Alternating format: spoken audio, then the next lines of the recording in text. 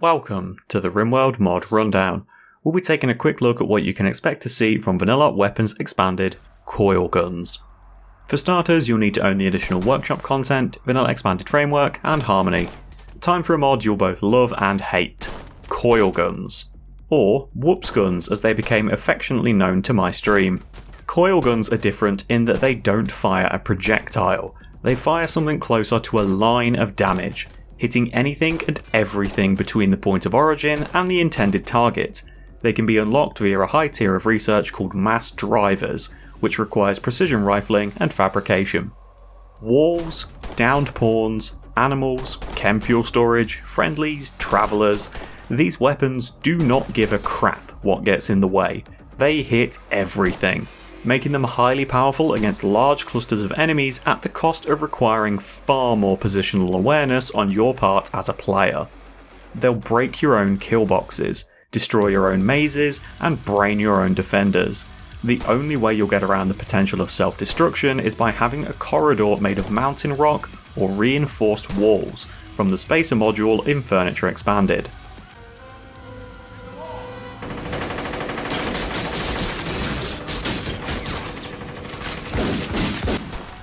So what have you got to play with here?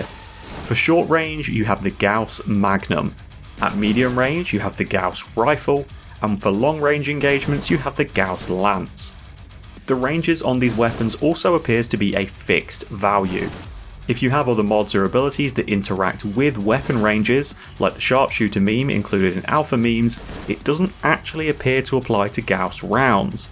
Pawns can take aim and fire at targets over a longer distance, but they will still only do damage in those covered by the line graphic, which isn't affected by the range increase. So why do I call them Whoops Guns? Because inevitably, you'll forget, or look away, or leave a pawn on fire at will with one of these.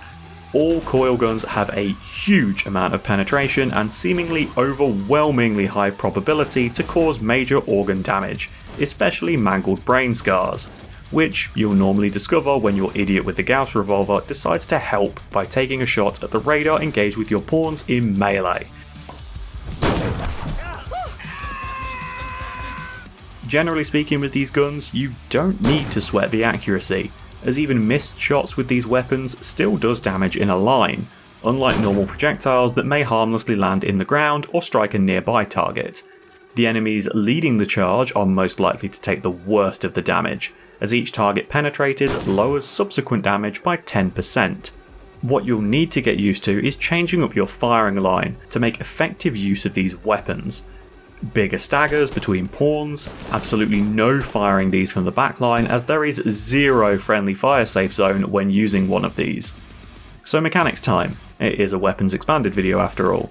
So how would friendly fire normally work? All pawns have a radius around themselves of a 5-tile circle, in which they can safely fire a ranged weapon without hitting nearby colonists.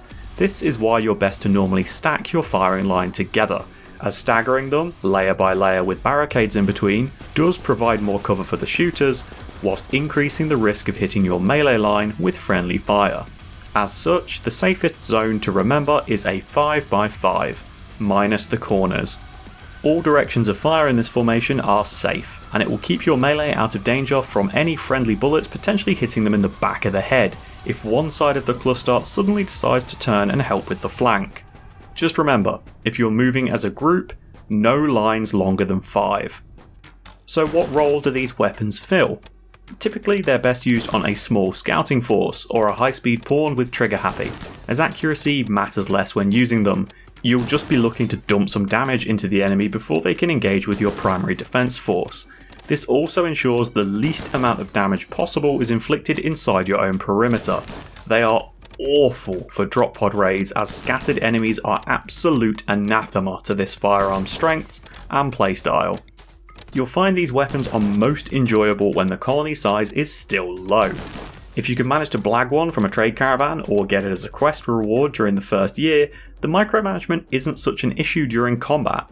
Later down the line, when you've got a dozen or so people involved in firefights, the last thing you want is some dipshit flatlining 3 of your pawns with a single misplaced Gauss Lance shot. And there you have it. something that can really mix up vanilla combat, allowing you to absolutely scythe through a perfectly fed line of enemy raiders, whilst also giving you the chance to accidentally down your own defensive force with one misplaced shot. Thanks for watching, folks. If you have any mods you'd like to see a full breakdown for, or suggestions of mods you'd like to see covered, feel free to leave them in the comments, I might get around to them. I'll be back again soon with another Rimworld mod rundown. Wherever you are in the world, enjoy the rest of your morning, afternoon, or evening. Take care.